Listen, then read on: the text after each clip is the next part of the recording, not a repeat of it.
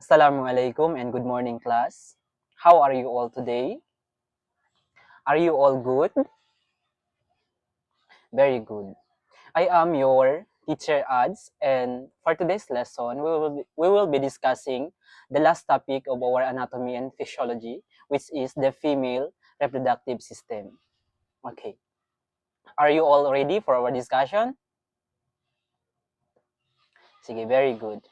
So now, when I say hep hep, you will respond hooray.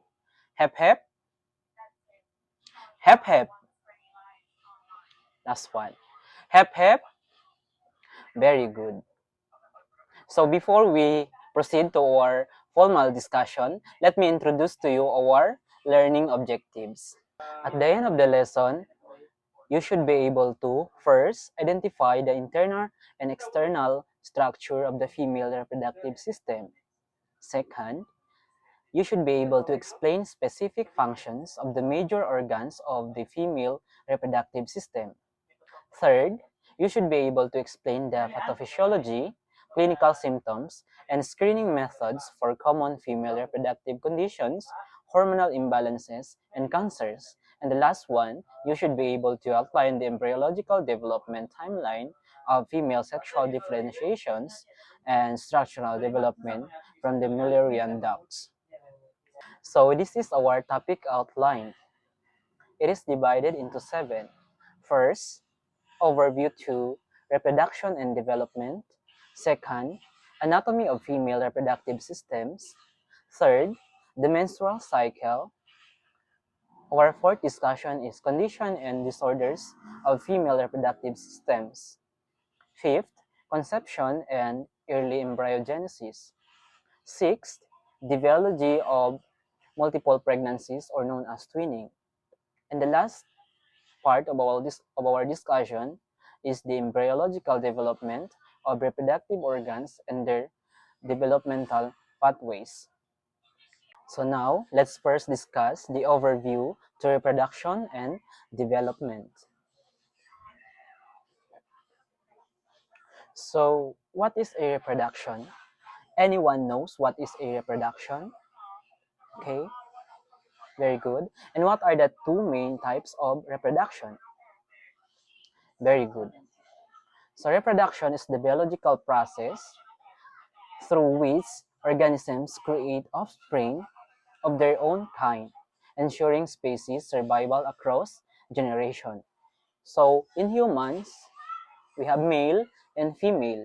Reproductive organs produce specific gametes. For male, we are producing sperm, and for the female, we are producing eggs, respectively, while also driving the development of secondary sexual characteristics. Kasi when we are producing sperm and egg, it is also drive us into the secondary sexual characteristics, which is such as our voice, our mustache, and our uh, our body structure. So the two main types of reproduction is first we have asexual reproduction, and the second is we have sexual reproduction. Asexual reproduction involves only one parent and produces offspring that are genetically identical to the parent. For example, yung plant, they are producing their offspring that are identical to the parent. And for the sexual reproduction, tayo, mga tao, involves two parent, female and male. The combination of the genetic material from both parents lead to genetically unique offspring. So we have development after fertilization. We have fertilization, cleavage, gastrulation, organogenesis, growth, and maturation. For fertilization, this is the biological fusion of a sperm and an egg cell to create a single-celled zygote combining genetic material to start a new organism. So when our parent, which is male and female human, have intercourse and their sperm and egg are meet. So that is fertilization. Cleavage, this is the initial phase of rapid cell divisions after fertilization, where zygote splits into multiple smaller cells in without growing in total volume. So gastrulation, this is the cellular rearrangement process that transforms a simple cell cluster into a three-layered embryo, forming the foundational tissues for all body parts. So the three-layered embryo, which is forming the foundational tissues for all the body parts, are ectoderm or the outer layer, mesoderm or middle layer of our body, and the endoderm, which is the innermost layer of our body. We have also organogenesis, the developmental stage where the embryonic tissue layers differentiate and organize to form distinct organs and bodily system. Then after that, growth and maturation. Dito yung the continuous phase of development focuses on increasing physical size and finalizing the functional capacity of existing organs. So dito na nabubuo or lumalaki na yung fertilized egg. We have also term puberty. Puberty is when ito yung kung lalaki ka, magsisimula ka na magkaroon ng sperm, and kung babae or female, they will be having egg cell or nag-start na ang menstrual cycle or ang pagdudugo. Changes driven by estrogen and progesterone. This is produced primarily by the ovaries. These hormones drive changes typically associated with female development. First, growth spurt. Rapid increase in height and weight. Yung babae, mabilis sila mag-increase yung height nila and they will easily gain weight. Breast development. Ito yung lumalaki ang breast ng babae. Yes, ng babae. And body hair. Growth of pubic hair and underarm hair. Body shape. Nagwa-wide ang hips nila, hips ng mga babae, and an increase in body fat percentage. So, kumpara sa lalaki, mas maraming body fats ang babae. So, like yung sabi ko kanina, menstruation. Ito yung the arrival of the first period or yung tawag natin menarche. Usually, 2 years after breast development begins. Skin and sweat, increased oil production, magkakaroon ng acne, and stronger body odor. So, we have also changes driven by testosterone. This is the hormone in male. Produced primarily by the testes, this hormone drives changes typically associated with male development. Yun, namumuo din growth spurt, sudden increase in height, muscle mass, and broadness of shoulder. So mga lalaki, lumalaki yung shoulder nila. Testicle growth, lumalaki yung testes. And also voice changes. Yung lalaki, nagbabago ang voice nila, which is magiging deep voice. Kasi the larynx or voice box grows. Karamihan sa mga lalaki na lumalaki dito nila. Pero hindi naman sa lahat ng tao. It would be depend sa it would be depend sa tao, causing the voice to track and permanently deepen. We have also body and facial hair. Yung mga lalaki magkakaroon ng body hair and also facial hair like this. So also skin and sweat, magkakaroon ng sweat. Increased oil production leading to acne and adult-like body odor. Spontaneous erection. Sa mga lalaki, you will have involuntary erection of their penis. For example, magkakaroon sila ng nocturnal emission or wet dreams. Ngayon, pag-aaralan natin ang anatomy of female reproductive system. The primary roles of female reproductive system includes generating eggs, managing sex hormones, facilitating conceptions, ang pagbubuntis, and nurturing a growing fetus. So we have here the external organs or vulva. Ito yung panglabas na itsura ng female reproductive system. So we have here mons pubis, a prominent mound of fatty tissue situated over the pubic bone that becomes covered in the hair. Dito, ang mons pubis, dito magkakaroon ng hair. Parang yung tissue na dito sa itaas na part na magkakaroon ng pubic hair. This serves primarily as a protective cushion during intercourse.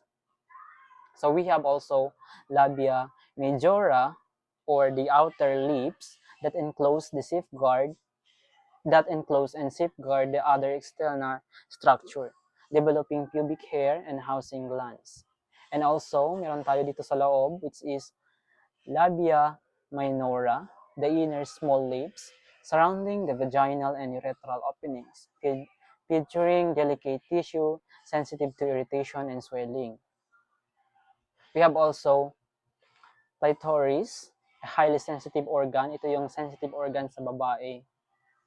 Kumpara sa lalaki, this is penis, which is sensitive. Nag-i-erect siya. Located at the junction of the labia minora and covered by the prepuce. We have also vaginal opening. Dito yung pumapasok ang penis if you have intercourse. Vaginal opening is the exterior entrance to the vagina, which serves as the exit for menstrual blood and babies, as well as the insertion point of tampons, fingers, sex toys, or a penis for intercourse. And also it has hymen, a thin membrane that partially covers the entrance to the vagina. Its presence or absence is not a reliable indicator of virginity. So meron kasi nagsasabi pag wala na daw hymen sa babae, ibig sabihin hindi na sila virgin. Pero we should have considered several factors. May mga factors kasi na hindi lahat ng babae na nawawalan ng hymen, ibig sabihin hindi na sila virgin. And also we should consider the definition of what is virginity. Kasi maraming mga factor na maaaring dahilan ng pagkawala ng hymen. Now, let's take a look into the internal organs of female reproductive system. So, the internal organs carry out essential reproductive functions. For the vagina, this flexible muscular pathway links the exterior opening to the cervix because of its high elasticity, magbabound siya. It can stretch significantly during labor before reverting back to its baseline. So pag nanganganak ang babae, nag-i-stretch ang vagina. And its moisture is maintained by a lining of mucous membrane, and palagi niyang basa siya to maintain its moisture. And also, meron tayong part na cervix, which is doon na ang ending if may papasok na penis, hindi na makakapasok kasi may cervix, which is yung cervix position at the base of the uterus. This structure figures a central passageway for the exit of menses and the entry of sperm. Dito nag-enter ang sperm. It widens substantially during delivery and serves as a physical block that stops foreign objects.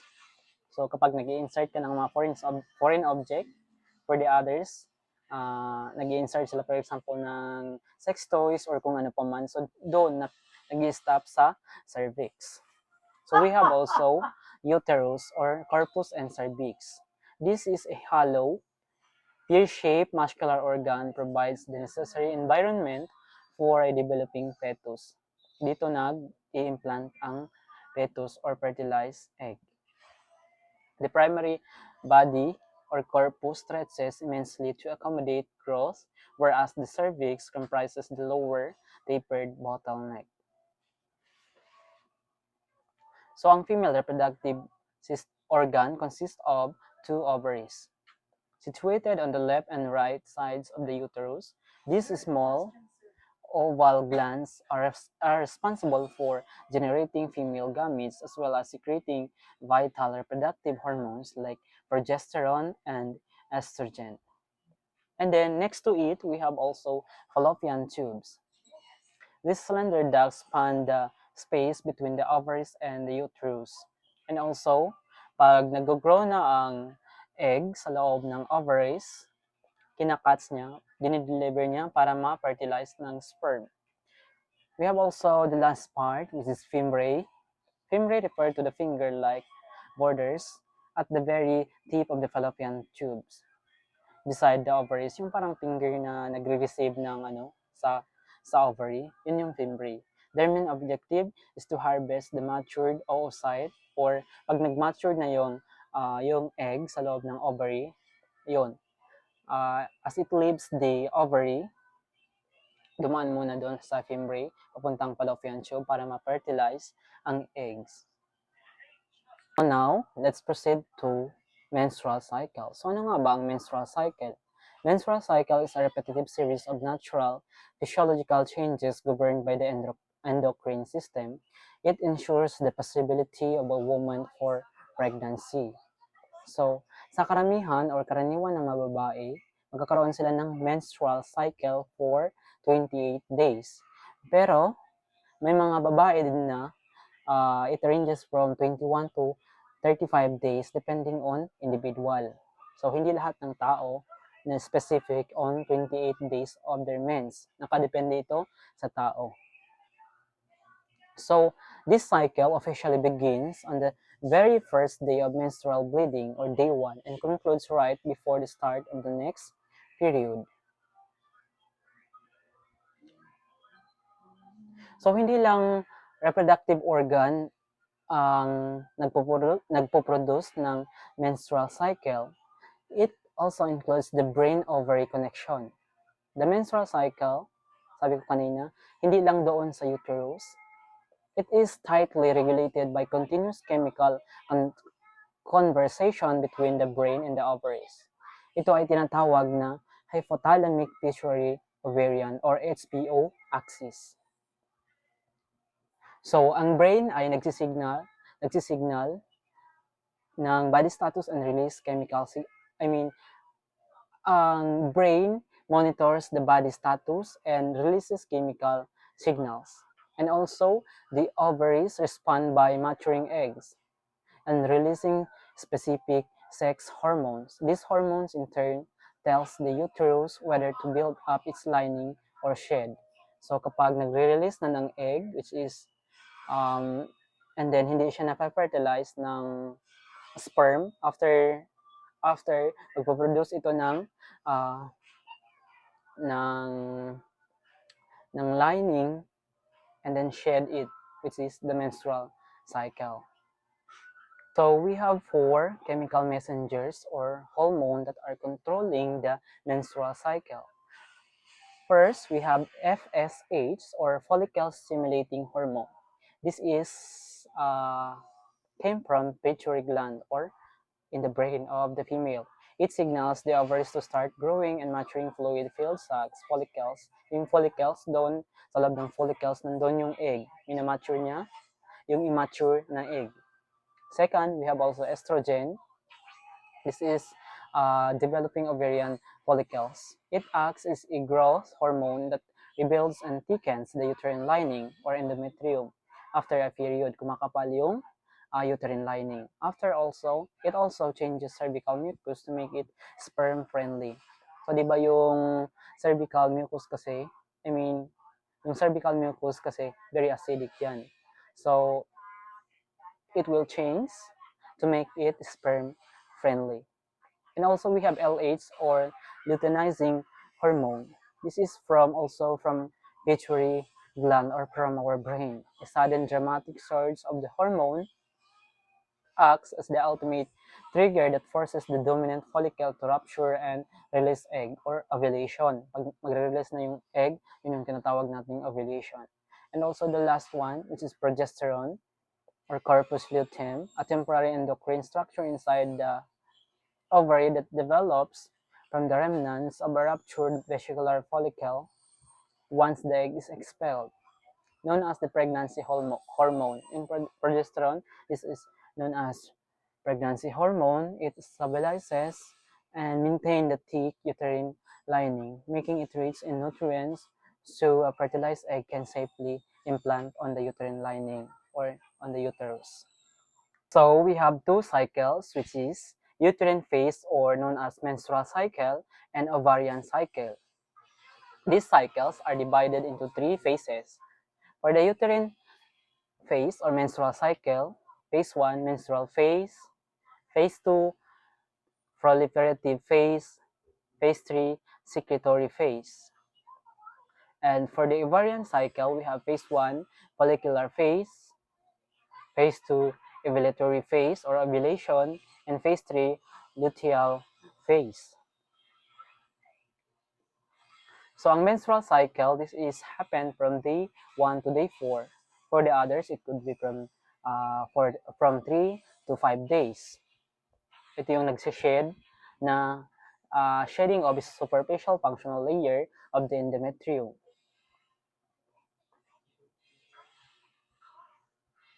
So, ang babae, maaaring mag-discharge ng bloods about 50 to 150 ml or about 1/2 glass of blood ang dito sa menstrual cycle.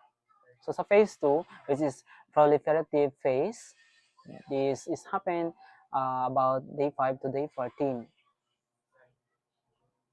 Endometrial regeneration and hyperplastic growth rebuild the uterine mucosa.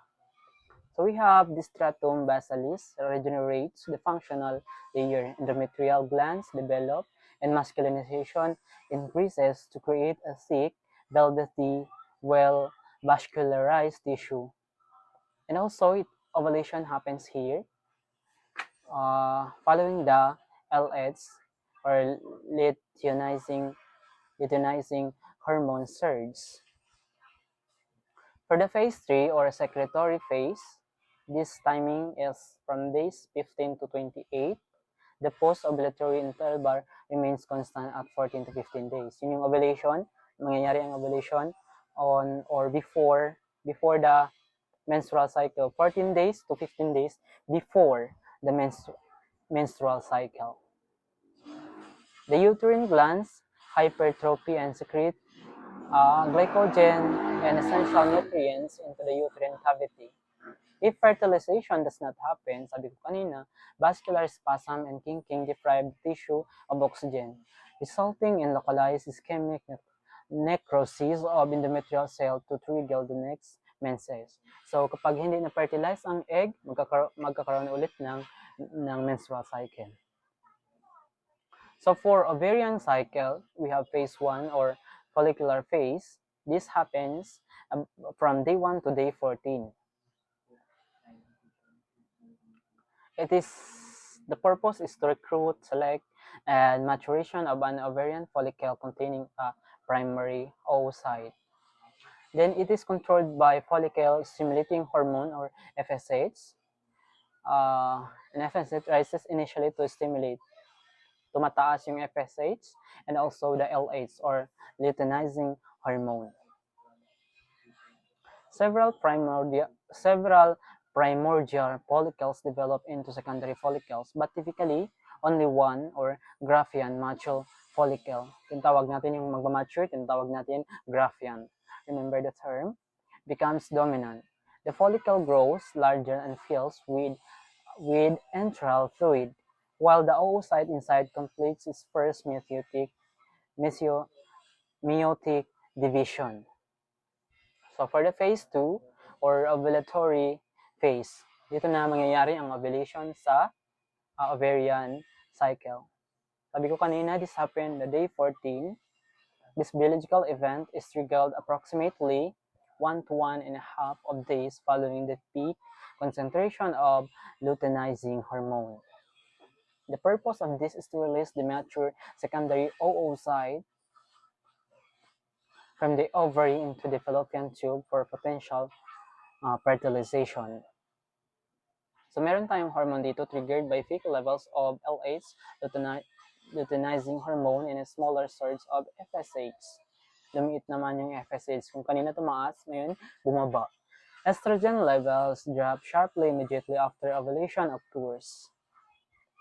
The wall of the mature Graafian follicle ruptures at the ovarian surface. The secondary oocyte, surrounded by its protective corona radiata cell layer, is expelled from the ovary and swept into the oviduct.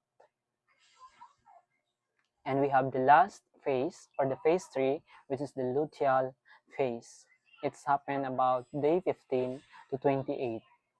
But it's also constant, always constant at the day 14 to 15.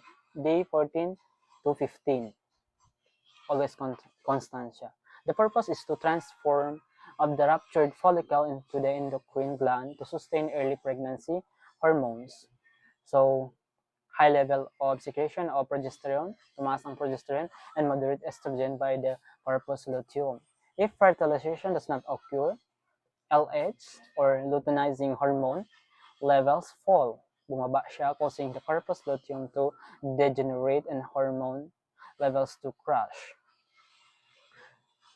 So the physical changes following the release of the egg, the deflated ovarian sac undergoes a cellular shift, mutating into a distinct yellow body known as the corpus luteum. If pregnancy fails, it undergoes luteolysis, or breaks down and degrades into a scar-like tissue structure called the corpus albicans. Ito yung pag hindi na fertilize ang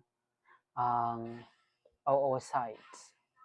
Now, let's proceed to different conditions and disorders of female reproductive system. First, we have structural and tissue disorders.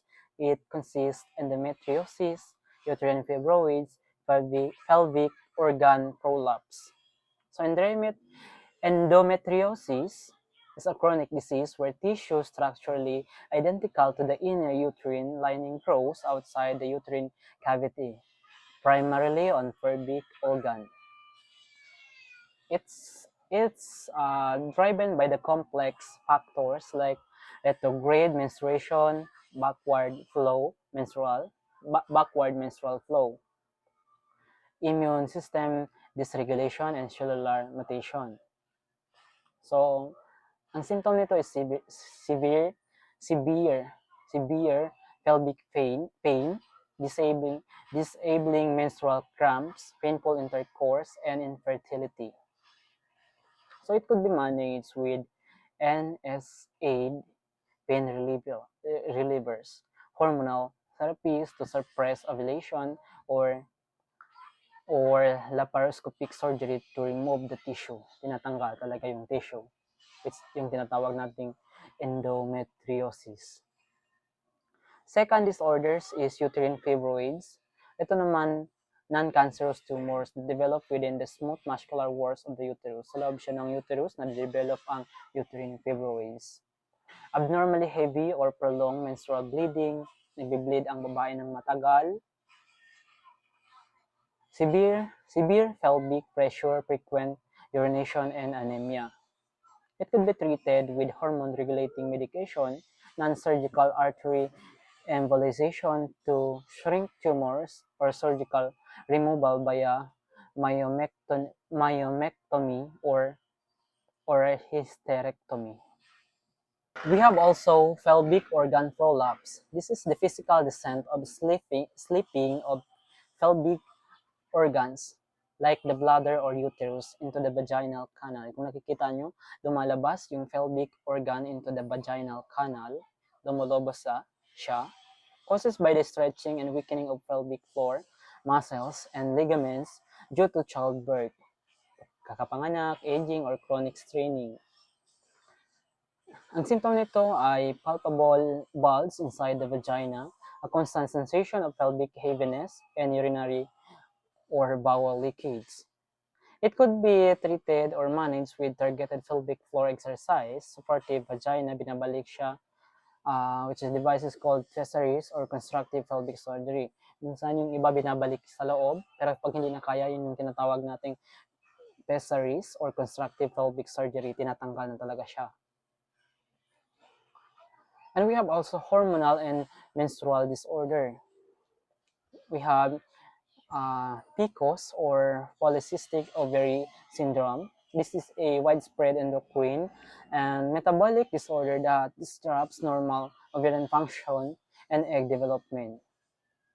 Ang cause nito is rooted in genetic factors, elevated male hormone, lumalaki yung male hormone or androgen production, and peripheral insulin resistance. Kasi kung sa babae, dapat hindi lumalaki yung hindi mag-elevate ang male hormone, which is androgen. And also, the symptom of these irregular or absent periods, nawawalan ka ng period, or menstrual cycle, excessive facial body hair, several acne, and weight gain. It could be treated or addressed through low glycemic dietary changes, birth control pills to regulate cycles, and insulin sensitizing medication like metformin. Another conditions and disorders is amenorrhea. This is the abnormal absence of menstrual bleeding, classified as primary or never starting or secondary established period stopping. Hindi yung babae never siya nag mens or menstrual or established periods of stopping. It is triggered by physiological states like pregnancy or disruption like extreme stress, excessive exercise, genetic anomalies, and hormonal imbalances. The total baseline absence of a menstrual period, sometimes accompanied by hair loss or hot flashes depending on the cause. It could be treated or corrected by identifying and treating the underlying roots issue, such as nutritional rehabilitation or targeted hormone replacement therapy. And we have also dysmenorrhea. This is severe cramping pelvic pain that occurs directly before or during a menstrual period. So kapag masakit yung pelvic before or after period, ibig sabihin, you could have dysmenorrhea caused by excessive natural uterine chemical releases or prostaglandins, or underlying reproductive structural diseases like endometriosis. Ang symptom nito is sharp suprapubic cramping, throbbing lower back pain, radiating thigh pain, and occasional nausea. It could be treated using NSAID medication to block painful uterine contraction, or hormonal contraceptive to tighten menstrual flow. So we have 3 gynecology cancer. It includes cervical cancer, uterine or endometrial cancer, and also ovarian cancer. First, what is cervical cancer? This is a malignant cancer that develops in the tissues of cervix, which connect the vagina to the uterus.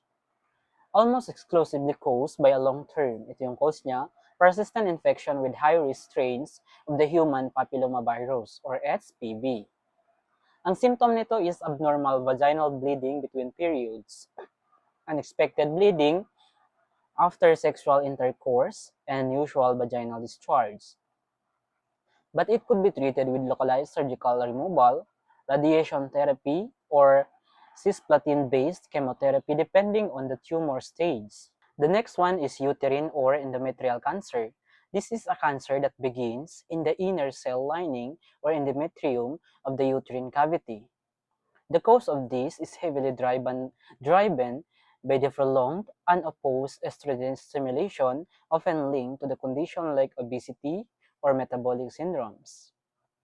The symptoms of this is the hallmark warning sign is unexpected postmenopausal bleeding or highly irregular, heavy spotting in premenopausal women.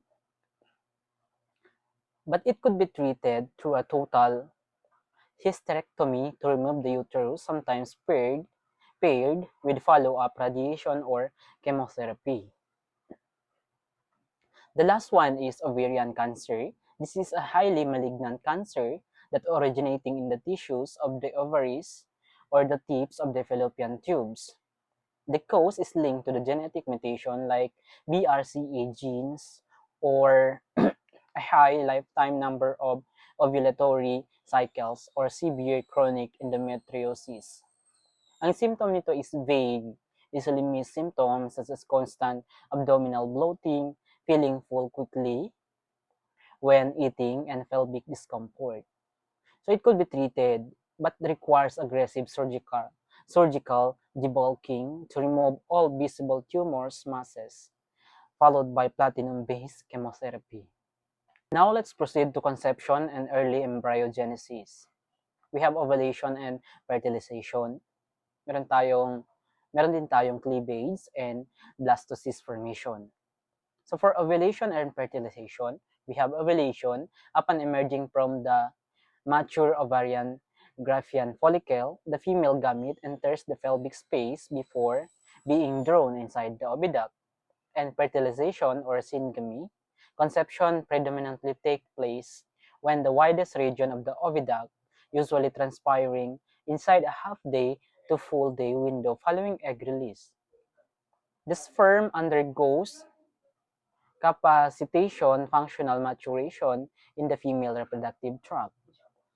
Upon contact with the oocyte, the sperm releases enzymes via the acrosome reaction to penetrate the corona radiata and zona pellucida. Penetration also triggers the cortical reaction, fast and slow blocks to polyspermy to prevent secondary sperm entry, and also the zygote, the fusion of the male and female pronuclei restores the diploid chromosomes number, which is 2n, from male 23 and from female 23 is equal to 46, forming a single-celled zygote. Second, the cleavage and blastocyst formation. Cleavage is rapid mitotic division occur in the zygote travels down the fallopian tube without increasing in overall size. Morula, a solid ball of 16 to 32 cells or blastomeres, form roughly 3 to 4 days post-fertilization. And also blastocyst. By day 5, a fluid-filled cavity or blastocoel forms. The blastocyst differentiates into two distinct cell populations. We have inner cell mass or embryoblast destined to become the embryo proper, and trophoblast, the outer cell layer that will form the fetal portion of the placenta. Now let us discuss the biology of multiple pregnancies or twinning. Multiple gestations or pregnancies occur during the earliest stages of development through distinct physiological mechanisms. Meron tayong tinatawag na monozygotic or identical twin, and also dizygotic or fraternal twin. So monozygotic or identical twins is a single oocyte is fertilized by a single sperm to form one zygote. The sperm must subsequently cleavage into two independent embryos. The timing of cleavage, the arrangement of fetal membranes depends strictly on when the split occurs. Days 1 to 3, this is happened the Morula stage. Dichorionic or diamniotic separate placentas and amniotic sacs. By day 4 to 8, blastocyst stage. Monochorionic or diamniotic shared placenta separate amniotic sacs, most common configuration. Then by day 9 to 13, post-implantation, monochorionic or monoamniotic shared placenta and amniotic sac, high clinical risk. By day 13 plus, incomplete cleavage result in conjoined twin. So yun yung magkadikit ang bata. Then the genetic of monozygote or identical twin is 100% the same or shared DNA and always of the same sex. Then punta naman tayo sa dizygotic or fraternal twins. Occurs due to hyperovulation when two separate oocyte or eggs are matured and released during a single ovarian cycle. Each oocyte is fertilized by different sperm cell. Then membrane configuration, always dichorionic or diamniotic. They possess completely independent placentas and gestational sacs. Their genetics distinct. 50% shared DNA, identical to standard siblings. They can be of the same or different sexes. Implantation and gestational timeline or trimesters. The human pregnancy timeline is categorized into three distinct developmental phases, lasting just under 10 months when calculated from the onset of the woman's most recent menstrual cycle. Meron tayong first semester, week 1 to 12, tinatawag nating organogenesis. Second trimester, week 13 to 26, tinatawag natin growth and hindi natin tinatawag. It is growth and specialization. And then third trimester, week 27 to 40, ito na yung maturation and mass gain. So for first trimester or week 1 to 12, organogenesis, the implantation, days 6 to 9, the trophoblast differentiates into the cytophoblast and syncytiotrophoblast. The syncytiotrophoblast secretes human chorionic gonadotropin or HGC to maintain the corpus luteum, prevent menstruation. It erodes the uterine endometrium to embed the blastocyst. Then dito na din napo-form ang tatlong layers na nasabi ko kanina.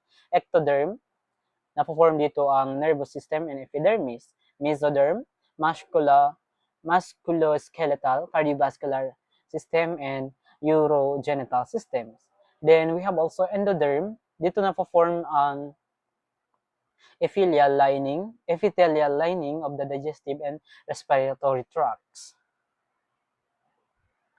For the second trimester, which is week 13 to week 27, were growth and specialization. Anatomy specialization, organ system continue to mature, lanugo or fine hair, and vernix caseosa or wax coating cover the fetal skin for protection. Nag-start na ang baby magkakaroon ng hair. Active fetal movement becomes strong enough. Mararamdaman na ng parents ang paggalaw ng baby. Viability, by the end of this trimester, around 24 weeks, the lungs begin produce surfactant, a phospholipid critical for reducing alveolar surface tension, marking the threshold of extrauterine viability. Then by third trimester, which is week 27 to 40, dito na yung maturation and mass gain. Hypertrophy, rapid fetal weight gain, and fat deposition and final neurological development dominate this phase. We have also pulmonary maturation. The respiratory system completes its development to prepare for atmospheric air exchange.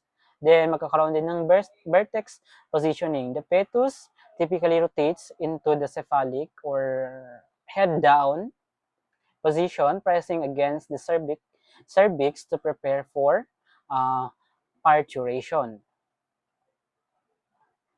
Ang parturition, ito yung laboring day.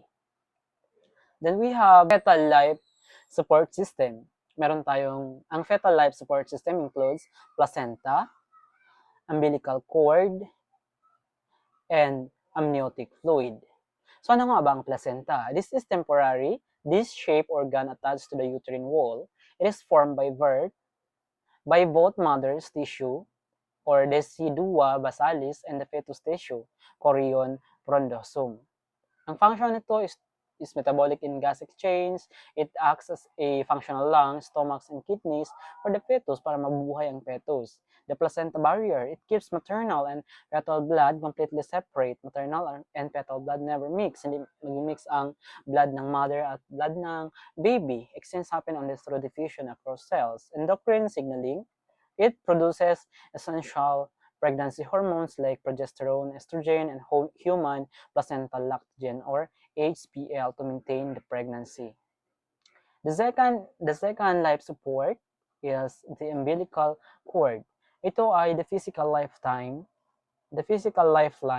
tube that connects to the navel of the fetus to the placenta. It is filled with a protective jelly-like tissue called Wharton's jelly to keep the blood vessels from getting squeezed or bent. Ang function nito is one umbilical vein. Meron tayong one umbilical vein and two umbilical arteries. Yung one umbilical vein, this carries oxygenated, nutrient-rich blood from the placenta to the fetus. Two umbilical arteries carry deoxygenated whisk-filled blood from the fetus back to the placenta to be cleared out by mother's body. And the last life support is amniotic fluid. Ito ay dynamic protective liquid that fills the amniotic sac and completely surrounds the floating fetus.